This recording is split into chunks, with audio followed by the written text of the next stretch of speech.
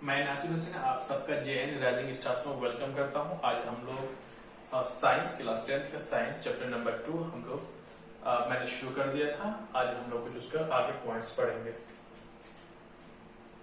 हमने कल जो कंटेंट में 1 और 2 हम लोग कल पढ़ चुके थे। आज हम लोग उसका थर्ड पार्ट पढ़ने वाले हैं। जैसे कि हम लोग एसिड्स एंड इट्स प्रॉपर्टीज पढ़ लिया था, बेसिस एंड इट्स प्रॉपर्टीज हमने पढ़ लिया था पहले वाले पार्ट 1 में। अब आज हम लोग पार्ट 2 शुरू करेंगे। आज हम लोग उसमें पढ़ेंगे थर्ड में types of indicators and its properties. आज हम लोग इंडिकेटर्स के बारे में पढ़ेंगे, कितने तरह के इंडिकेटर्स होते हैं, और साथ में उसमें प्रॉपर्टीज भी पढ़ेंगे। सबसे पहली बात यह है कि व्हाट इज इंडिकेटर्स, क्या होता है। इंडिकेटर्स को यूं समझ लीजिए, एग्जाम्पल लीजिए कि दाल बनाया हुआ, वो दाल 2 या 3 दिन से ऐसे रखी हुई थी।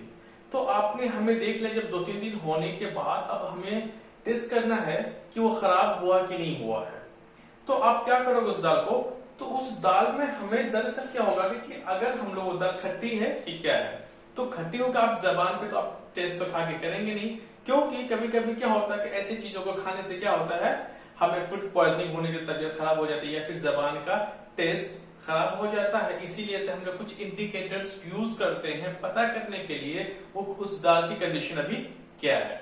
मैं मान लेता हूं कि आपने दाल लिया, उस दाल में हमें पता करना है कि उस दाल में एसिडिक है या बेसिक नेचर है। आप क्या करोगे, एक चीज का इस्तेमाल करोगे। अब कोई चीज आप घर में आप क्या करोगे, एसिडिक या बेस नेचर पता करने के लिए घर में आप क्या यूज कर सकते हैं, घर में यूज कर सकते हैं हम लोग टर्मरिक, हल्दी। इसका कलर कौन सा होता है, पीला कलर का। अब क्या करोगे, उस दाल में आपको हल्दी डालना है। अगर आपने उस दाल में हल्दी डाला, हल्दी का कलर पीला मतलब येलो कलर का, तो फिर आप वो अगर डाल दिया आपने, अगर उस कलर का अगर सेमी कलर रहा, हल्दी का पीला कलर का ही रहा, वो दाल में कोई चेंजेस नहीं आया, तो समझ लेना उस दाल का जो नेचर है एसिडिक। इसका मतलब उस दाल कैसा हो गया है, एसिडिक मीडियम है उसमें। अगर सपोज दैट अगर टर्मरिक का कलर सेम ना रहा, अगर उस टर्मरिक जैसे हमने खट्टी मतलब दाल में जैसे हमने दिया, तो अगर वो कलर किसमें रेड में आ जाए, क्या हो जाए, अगर वो रेड में अगर वो दाल हो जाए, तो समझ लेना क्या उस दाल का नेचर कैसा हो गया, बेसिक हो गया। कुल मिला करके इंडिकेटर्स का मतलब ये हो गया, दीज आर द सब्सटेंसेस। वो क्या है, इंडिकेटर सब्सटेंसेस है। टर्मरिक हो गया, लिटमस पेपर हो गया हमारा, रेड कैबेज लीफ, इस तरह के। सो इंडिकेटर्स क्या होता है, सब्सटेंसेस होते हैं विच चेंज देयर कलर या स्मेल। कलर चेंज करता है या फिर स्मेल चेंज कर देता है, जिस चीज में हम लोग इंडिकेटर्स को डालते हैं, when they come contact with different types of substances. इस लाइन का मतलब जो मैं ये है कि दाल है, हमें उस दाल में पता करना है एसिडिक है या बेसिक नेचर में है। उस दाल को अगर हमें पता करना है एसिडिक या बेसिक नेचर में है, हमें किसका यूज करेंगे, हम लोग इंडिकेटर्स का यूज करेंगे। कोई सा भी इंडिकेटर्स हम लोग यूज कर सकते हैं। ओके, इंडिकेटर्स का मतलब ये हो गया। अब आगे चलते हैं, टाइप्स ऑफ इंडिकेटर्स क्या होता है। जैसे दाल हमारा कोई चीज था, अब हमें उसमें पता करना था एसिडिक या बेसिक। कुल मिला करके हम लोग इंडिकेटर्स का यूज किस लिए करते हैं, किसी भी सब्सटेंस में उसका नेचर पता करना है। हमें किसी भी चीजों का हमें उसका नेचर पता करना है, एसिडिक या बेसिक, बस एसिडिक या बेसिक नेचर पता करने के लिए हमें सिर्फ किसका, इंडिकेटर का यूज करते हैं। Types of indicators. इंडिकेटर्स 3 तरह के होते हैं। पहला है नेचुरल इंडिकेटर्स, एक होता है सिंथेटिक इंडिकेटर्स, थर्ड होता है हमारा ऑल्फैक्टरी इंडिकेटर्स। हम लोग 1 बाय 1 सबको डिस्कस करेंगे। सबसे पहले नेचुरल इंडिकेटर्स का मतलब एक ऐसा इंडिकेटर जो कि हमारे नेचर में पहले से ही मौजूद है। जैसे कि मैं मान लेता हूं टर्मरिक नेचर में मौजूद है, लिटमस मतलब काई जो होता है वो भी हमारे नेचर में ही मौजूद है। साथ में flower of hydrangea plant, hydrangea plant है वो भी नेचर में मौजूद है। और साथ में हमारा रेड कैबेज लीफ, वो भी क्या नेचर में, नेचुरल हमें मिलता है, हमें आर्टिफिशियल या बनाने की कोई जरूरत नहीं है। इस तरह का इंडिकेटर्स कहाँ है, मौजूद हमारे नेचर में है। हम इन सब चीजों को लेकर के किसी भी सब्सटेंस का नेचर पता कर सकते हैं। नेचर 2 तरह का, एक एसिडिक नेचर या फिर दूसरा बेसिक नेचर होगा। ओके, नेचुरल इंडिकेटर्स क्या होता है? Found in nature in plants, कि जो नेचर में हमारा जो पाया जाता है वो साथ में वो नेचर में क्या होना चाहिए? प्लांट्स।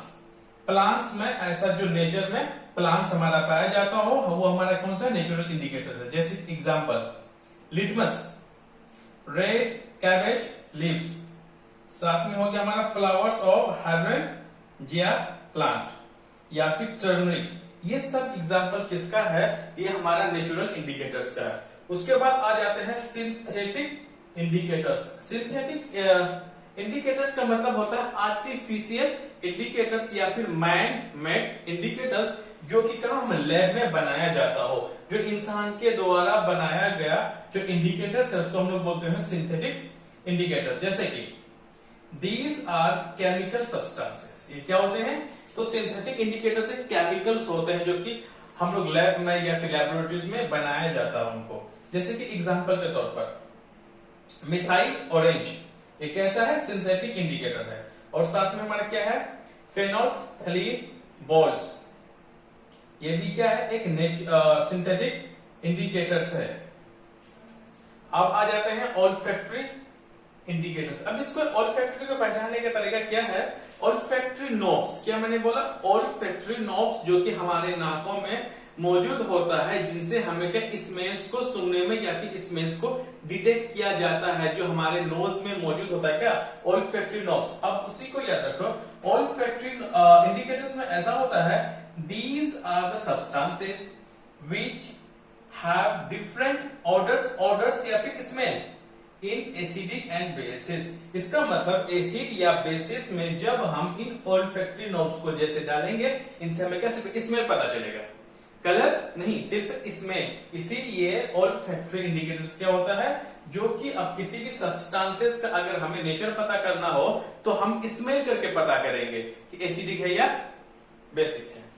ओके, जरा हम लोग नेचुरल इंडिकेटर्स कौन कौन सा जरा वो देखते हैं। नेचुरल इंडिकेटर्स जैसे मैंने यहां लिया था, लिटमस था, red cabbage leaves, flower of hydrangea plant, और थर्ड हमारा टर्मरिक। उसी को देखते हैं। जैसे मैं मान लेता हूं लिटमस है। लिटमस क्या है? नेचुरल इंडिकेटर्स में है। अगर इसको हम कहां यूज करेंगे? अगर अभी मैं मान लेता हूं कि एक कोई सब्सटेंसेस है, दही है, दही, अगर मैं कर्ड में, दही में अगर मैं लिटमस डाल दूं तो क्या होगा? तो अब हमें सबको पता है कि अगर वो खट्टी होती है, लेकिन अगर हमें दही जैसे कुछ और चीज लें, या दही को मैं मान, जैसे ही दही में हमने लिटमस को डाला तो वो क्या रेड कलर में हो जाएगा। अगर हमने लिटमस को अगर कोई ऐसे सब्सटेंसेस में डाला, अगर उस सब्सटेंस का कलर अगर कैसा हो जाए? ब्लू हो जाए, समझ लेना कि उस सब्सटेंस में कैसा नेचर मौजूद है? बेसिक सॉल्यूशन में होगा, वो बेसिक नेचर में होगा। उसी तरह से नेचुरल इंडिकेटर्स का एक नाम है टर्मरिक, हल्दी। कलर क्या होता है उसका? पीला कलर का होता है। अगर हम लोग एसिडिक मीडियम में अगर डाल दें टर्मरिक को, किसमें? अगर ऐसा सब्सटेंस जो कि उसका नेचर कैसा हो? एसिडिक हो, तो उसका कलर सेम ही रहेगा, नो चेंज। टर्मरिक का कलर पीला होता है, पीला ही रहेगा, नो चेंज। इसीलिए और आ जाएगा, अगर हम लोग बेसिक नेचर में अगर हमने डाल दिया टर्मरिक तो वो क्या होगा? रेड कलर का हो जाएगा। उसके बाद आ जाते हैं नेचुरल इंडिकेटर्स में, और फ्लावर ऑफ हाइड्रेंजिया प्लांट। अगर हमने ऐसा सब्सटेंस में डाला, अगर उस सब्सटेंस का नेचर अगर एसिडिक हो तो ब्लू कलर का हो जाएगा। जिस चीज में अगर हमने डाला अगर उसका नेचर बेसिक हो तो वो डार्क पिंक हो जाता, डार्क पिंक कलर का। उसके बाद आ जाते हैं रेड कैबेज लीफ। अगर रेड कैबेज लीफ, ये भी क्या है? नेचुरल इंडिकेटर में से है। अगर हमने उसको एसिडिक मीडियम में डाल दे तो वो अपने आप जो रेड कैबेज लीफ कैसा होगा? लाल कलर का हो जाएगा, रेड में हो जाएगा। अगर हमने बेसिक नेचर में डाला तो लीफ जो हमारा रेड कैबेज का लीफ है वो कौन सा हो? ग्रीन कलर का हो जाएगा। ओके, अब आ जाते हैं नेचुरल इंडिकेटर्स हमने देख लिए। अब हम देखते हैं सिंथेटिक इंडिकेटर्स को। सिंथेटिक का मतलब मैंने अभी बता दिया, आर्टिफिशियल या मैनमेड, जो कि लेबोरेटरीज में बनाया जाता हो। ऐसा जैसे कि मैं मान लेता हूं सिंथेटिक इंडिकेटर्स एग्जांपल है मिथाइल ऑरेंज। मिथाइल ऑरेंज एक तरह से सिंथेटिक या फिर मैन मेड इंडिकेटर्स है। अगर हमने मिथाइल ऑरेंज को अगर एक ऐसा सब्सटेंस में डाल दिया, अगर उसका नेचर एसिडिक हो तो वो मिथाइल ऑरेंज कैसा हो जाएगा? रेड कलर का हो जाएगा। अगर हमने फिर अगर किसी सब्सटेंस में डाल दिया, अगर उस सब्सटेंस का बेसिक नेचर में होगा तो मिथाइल ऑरेंज किस कलर का हो जाएगा, येलो कलर का हो जाएगा, पीला कलर का हो जाएगा। उसके बाद एक हम लोग लेते हैं फेनोल्फथलीन बॉल्स।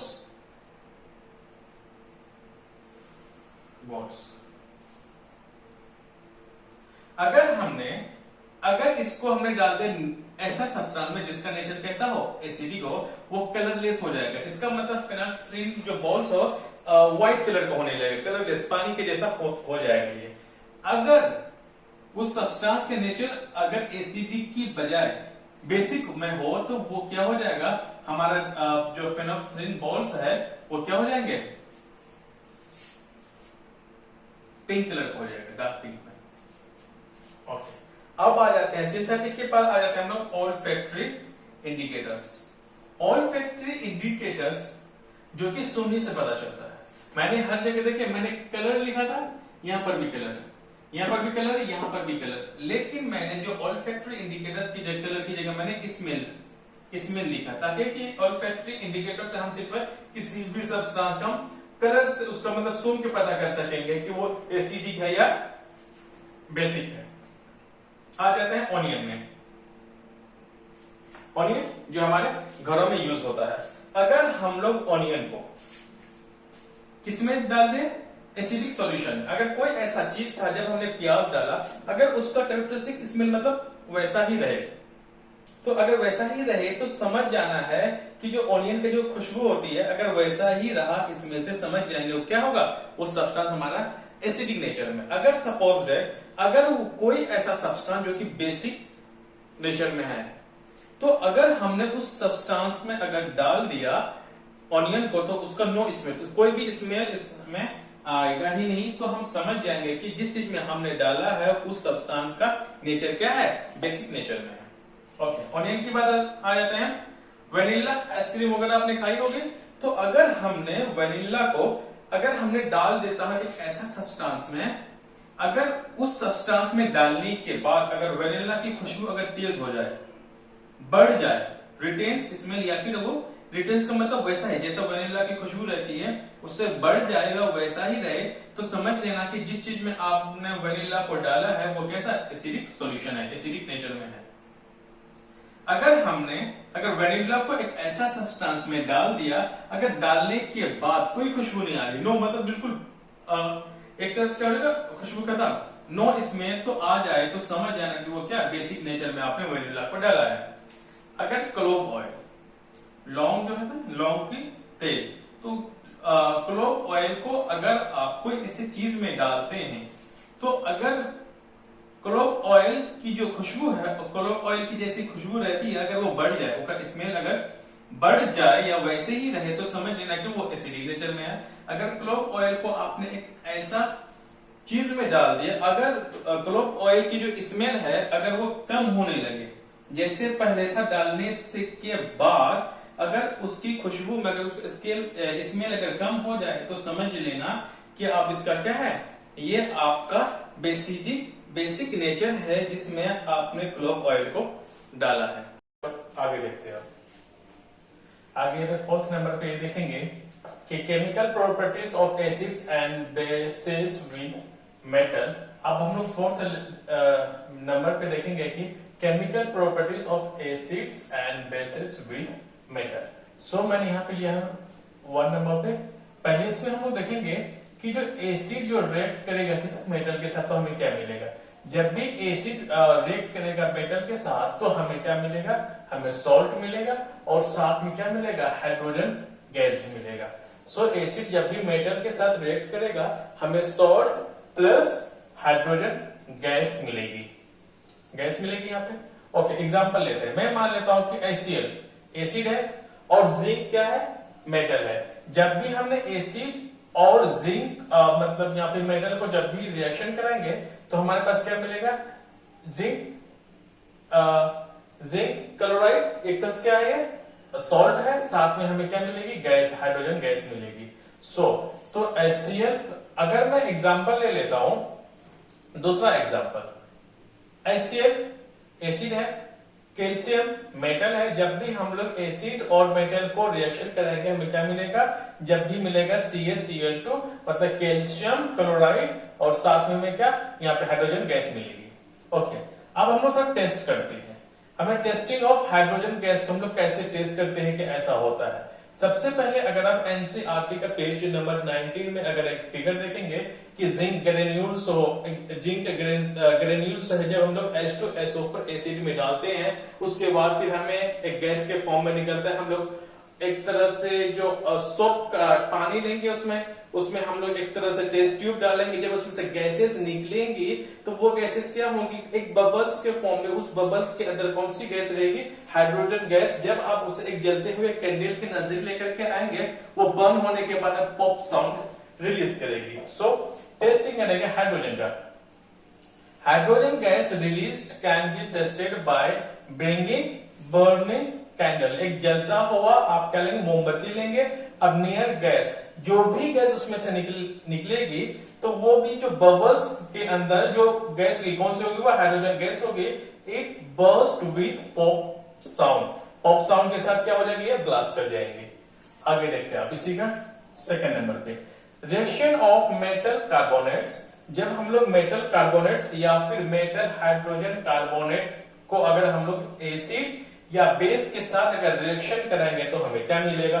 इसका मतलब सबसे पहले हम लोग ये देखेंगे, एसिड को हम लोग मेटल कार्बोनेट या फिर मेटल हाइड्रोजन कार्बोनेट के साथ रिएक्ट कराएंगे तो हमें क्या मिलेगा। जब भी एसिड और मेटल कार्बोनेट या फिर मेटल हाइड्रोजन कार्बोनेट के साथ रिएक्शन कराओगे आप तो आपको मिलेगा सॉल्ट, CO2 गैस, वाटर। ये आपको तीन चीजें मिलेंगी। ओके, एग्जांपल लेते हैं।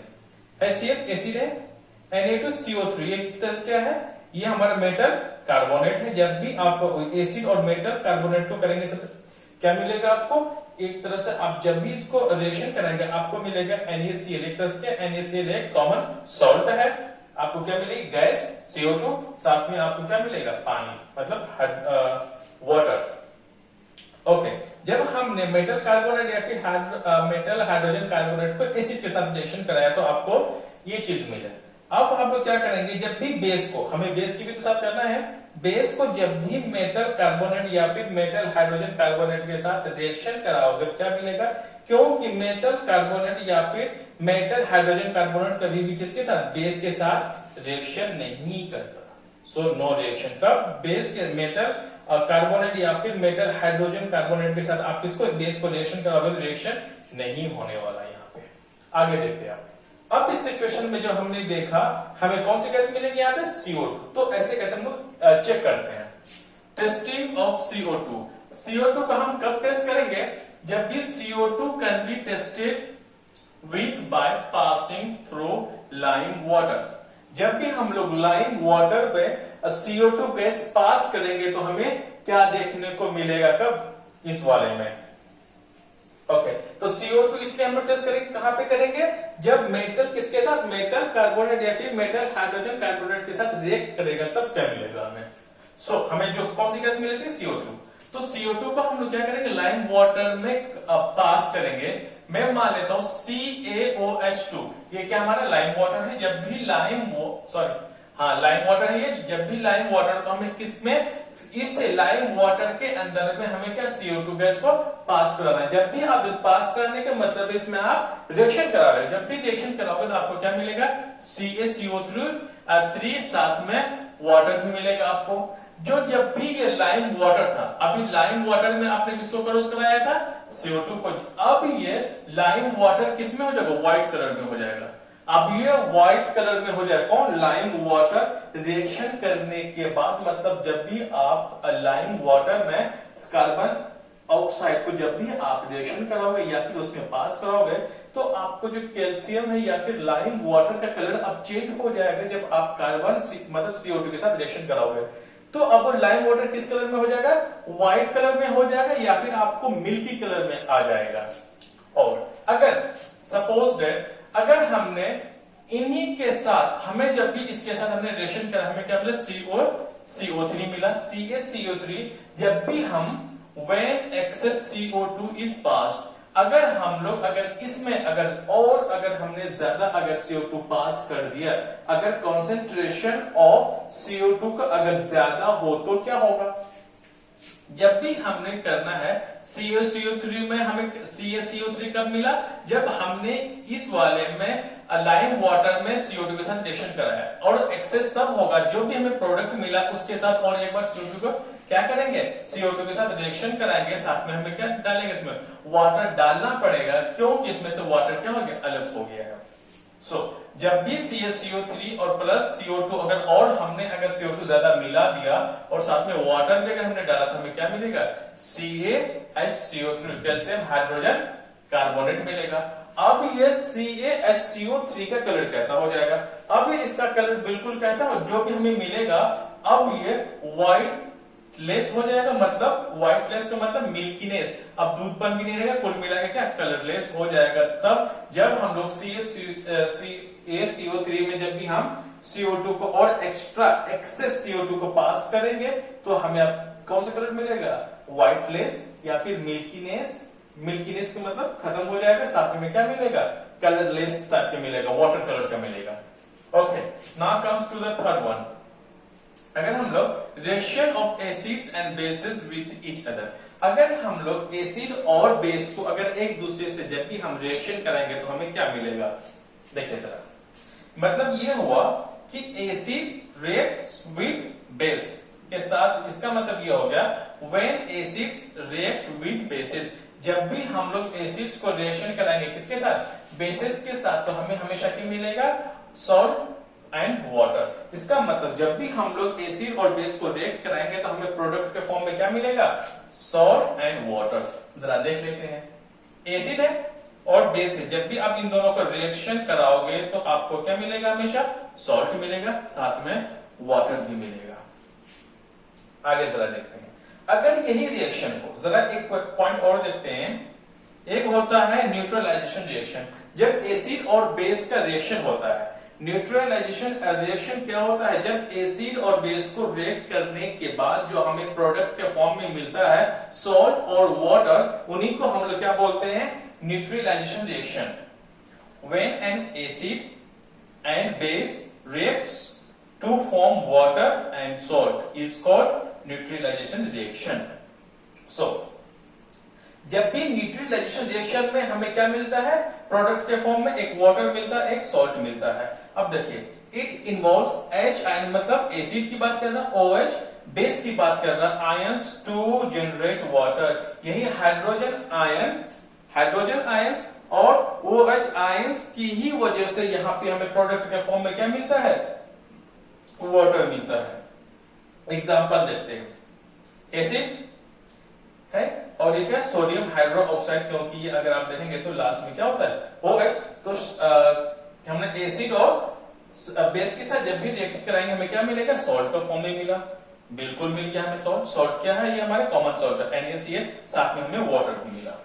ओके, अब आगे देखते हैं, अगर सपोजेड अगर मैं मान लेता हूं, क्योंकि अगर हमने पहला वीडियो में अगर आपने देखा होगा तो आपने ये देखा था कि अगर एसिड भी हमारा कितने तरह का? Weak acid, strong acid, dilute acid, concentrate acid था हमारा, कॉन्सेंट्रेटेड एसिड। फिर हमने वीक बेस, स्ट्रॉन्ग बेस को देखा। अगर एसिड अगर स्ट्रॉन्ग रहे तो इस फॉर्म में हम लोग क्या देंगे? सपोज अगर इन केस एसिड क्या है? स्ट्रॉन्ग एसिड है, साथ में वीक सॉल्ट हो तो फिर क्या बनेगा? जब भी हमें स्ट्रॉन्ग एसिड लेंगे इसकी जगह और बेस की जगह हमारा बेस क्या हो? वीक हो। क्या हो? Weak base.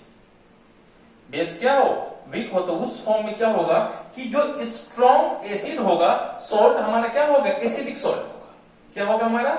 एसिडिक सॉल्ट होगा, साथ में वाटर तो मिलेगा। फिर से मैं रिपीट कर रहा हूं, जब भी स्ट्रॉन्ग एसिड को हम रिएक्ट कराएंगे वीक बेस के साथ, हमें प्रोडक्ट के फॉर्म में तो सॉल्ट तो मिलेगा। सॉल्ट क्या होगा? एसिडिक सॉल्ट होगा, साथ में वाटर भी मिलेगा। आगे चलते हैं, अगर वीक एसिड है, अब हमने क्या लिया? स्ट्रॉन्ग एसिड लिया, अगर हम क्या लेंगे? उल्टा कर देंगे, वीक एसिड और स्ट्रॉन्ग बेस जब भी लेंगे, जो स्ट्रॉन्ग होगा सॉल्ट उन्हीं का नेचर में होगा। तो हमारे स्ट्रॉन्ग बेस है तो हमारा सॉल्ट क्या होगा? बेसिक नेचर में होगा। वाटर तो कॉमन ही है। ओके, अगर हमने एसिड भी स्ट्रॉन्ग लिया, बेस भी स्ट्रॉन्ग लिया तो क्या होगा, जब भी आप लेंगे तो इन केस में दोनों का रिएक्शन क्या होगा, न्यूट्रल सॉल्ट होगा। सॉल्ट क्या होगा, न्यूट्रल हो जाएगा। अगर नेक्स्ट केस में अगर हमारा एसिड भी वीक है, बेस भी वीक है, तो इस केस में भी क्या होगा, न्यूट्रल सॉल्ट होगा। इसका मतलब स्ट्रॉन्ग एसिड और स्ट्रॉन्ग बेस को जब भी आप रिएक्शन कराएंगे तो आपको जो सॉल्ट मिलेगा न्यूट्रल मिलेगा, साथ में water, water is the common. So अगर हमने वीक बेस लिया, वीक एसिड लिया, तो आपको भी जो सॉल्ट मिलेगा वो भी न्यूट्रल सॉल्ट मिलेगा और वाटर भी मिलेगा। आगे चलते फोर्थ नंबर पे। फोर्थ नंबर पे है कि reaction of metallic oxide with acids. Metallic oxide को अगर हम एसिड के साथ रिएक्ट कराएंगे तो क्या होगा। सबसे पहले ये बात, रिएक्शन तभी होता है जब एसिड बेस के साथ, बेस को एसिड के साथ। अभी हमने पढ़ते हुए यही आया, तो इस सवाल से हमें एक चीज देखने को मिलता है कि एसिड तो एक है ही, एसिड के साथ रिएक्शन होने के लिए क्या चाहिए, बेस चाहिए। तो हमारा जो मेटालिक ऑक्साइड होता है वो नेचर में क्या होता है, बेसिक नेचर में होता है। सो आगे, metallic oxides are basic in nature. यही वजह है कि जो हमारा मेटालिक ऑक्साइड है वो नेचर में क्या होता है, by nature it is basic. So अब क्या हो जाएगा, व्हेन मेटालिक ऑक्साइड्स रिएक्ट्स, जब कोई मेटालिक ऑक्साइड अगर रिएक्ट करता है एसिड के साथ तो हमें फॉर्म में क्या मिलता है, सॉल्ट मिलता है और वाटर भी मिलता है। जरा देख लें यहां पे। सो अब देखिए यहां पे मेटालिक ऑक्साइड को अगर हम लोग एसिड के साथ क्या करेंगे, रिएक्शन कराएंगे तो भी हमें क्या मिलेगा, सॉल्ट मिलेगा, साथ में वाटर मिलेगा। यही वजह है कि जो मेटालिक ऑक्साइड है, हमने यहाँ बेस लिया था, इसलिए मैंने कहना सिंपल सा बेस लिया था, और इसीलिए यहाँ पे दोनों, अगर आप इस वाले में अगर आप देखें सॉल्ट वाटर, फिर यहाँ पर भी सॉल्ट मिलता है, फिर वाटर भी मिलता है, क्योंकि जो मेटालिक ऑक्साइड है बाय नेचर क्या होता है, वो बेस होता है। ओके, आगे एग्जांपल लेते हैं। कैल्शियम ऑक्साइड क्या है, कैल्शियम ऑक्साइड हमारा मेटालिक ऑक्साइड है, मेटल के साथ साथ में ऑक्सीजन है। तो मेटालिक ऑक्साइड वो होता है जो मेटल के साथ ऑक्सीजन रिएक्ट करने के बाद जो प्रोडक्ट के फॉर्म में मिलता है वो मेटालिक ऑक्साइड होता है। और मेटालिक ऑक्साइड हमारा कॉम्बिनेशन रिएक्शन से बनता है। कैल्शियम अलग होगा, अगर देखा जाए यहाँ पे कैल्शियम अलग है, ऑक्सीजन अलग है। जब कैल्शियम और ऑक्सीजन पे जब भी आप रिएक्शन कराओगे तो आपको प्रोडक्ट के फॉर्म में मिलेगा calcium oxide. So calcium oxide क्या है यहाँ पे, मेटल ऑक्साइड है। अब HCl एसिड है, जब भी आप मेटालिक ऑक्साइड को साथ किसको एसिड के साथ रिएक्शन करेंगे आपको सॉल्ट मिलेगा, CaCl2 सॉल्ट है, साथ में वाटर भी मिलेगा। एक एग्जांपल, मैग्नीशियम ऑक्साइड, ये भी क्या है, मेटालिक ऑक्साइड है। मैग्नीशियम क्या है, हमारा मेटल है, ऑक्सीजन के साथ हमने जब भी मेटल को रिएक्शन कराओगे तो आपको मेटालिक ऑक्साइड मिलेगा। मेटालिक ऑक्साइड को जब भी आप एसिड के साथ रिएक्शन करेंगे आपको मिलेगा सॉल्ट, जो कि MgCl2 क्या है, मैग्नीशियम क्लोराइड एक सॉल्ट है, साथ में आपको वाटर भी मिलेगा। अब आगे चलते हैं, reaction of non metallic oxides with basis. अगर हम लोग नॉन मेटालिक ऑक्साइड को हम लोग फिर किसके साथ रिएक्शन कराएंगे, बेसिस के साथ। क्या जब भी आपको लगता है कि आपको एक चीज तो सीधे सीधे बेस तो समझ में आ रहा कि नहीं भाई बेस है, लेकिन नॉन मेटालिक ऑक्साइड जो है फिर कैसे नेचर में होगा, अगर रिएक्शन हो रहा तो जाहिर सी बात है नॉन मेटालिक ऑक्साइड कैसे नेचर में होगा, एसिडिक में होगा। अगर नॉन मेटालिक ऑक्साइड अगर हमारा एसिडिक नेचर में नहीं होगा और ये हमारा बेस है तो कभी भी रिएक्शन नहीं होगा। जब भी एसिड एक एसिड है तो दूसरा वाला जो सामने वाला होना चाहिए बेस होना बहुत जरूरी है। इसीलिए अब मैंने यहाँ पे लिख दिया जो कि जो नॉन मेटालिक ऑक्साइड्स होते हैं वो एसिडिक इन नेचर होता है। अगर आपको दिख नहीं रहा तो मैंने ये लिखा है कि metallic oxides are acidic in nature. आपको कैसा नेचर में मिलेगा, अब मेटालिक ऑक्साइड एसिडिक नेचर में है। सो when non-metallic oxides react with base के साथ, जब भी नॉन मेटालिक ऑक्साइड रिएक्ट करेगा बेस के साथ टू फॉर्म सॉल्ट एंड हमें वाटर मिलेगा। जैसे कि देखते हैं नॉन मेटालिक ऑक्साइड है, किसके साथ रिएक्ट करेगा, बेस के साथ, आपको क्या मिलेगा, सॉल्ट प्लस वाटर मिलेगा। फिर नेक्स्ट एग्जांपल लेते हैं CaCO2, ये क्या हमारा एक नॉन मेटालिक, इसके साथ मेटल नहीं है, सब क्या है, नॉन मेटल है। तो नॉन मेटालिक ऑक्साइड है कि नॉन मेटल के साथ क्या, नॉन मेटालिक क्या होता है, जब कोई नॉन मेटल ऑक्सीजन के साथ जब भी रिएक्ट करेगा जो प्रोडक्ट के फॉर्म में होगा वो भी क्या होगा, आपको नॉन मेटालिक ऑक्साइड होगा। ये भी कॉम्बिनेशन रिएक्शन से मिलकर बनेगा आपको। जब भी ये CO ये क्या हमारा नॉन मेटालिक ऑक्साइड है, जब भी ये किसके साथ, बेस के साथ करेगा, क्योंकि OH है तो ये क्या बेस है, बेस के साथ जब भी रिएक्ट करेगा हमें CaCO3 है, CaCO3 कैल्शियम कार्बोनेट हमारा क्या, यहाँ पे सॉल्ट है, साथ में क्या मिला, वाटर मिला। अब इसके बाद हम लोग ये पार्ट सेकंड होगा, अब इसके बाद हम लोग पार्ट थर्ड में कंप्लीट कर देंगे।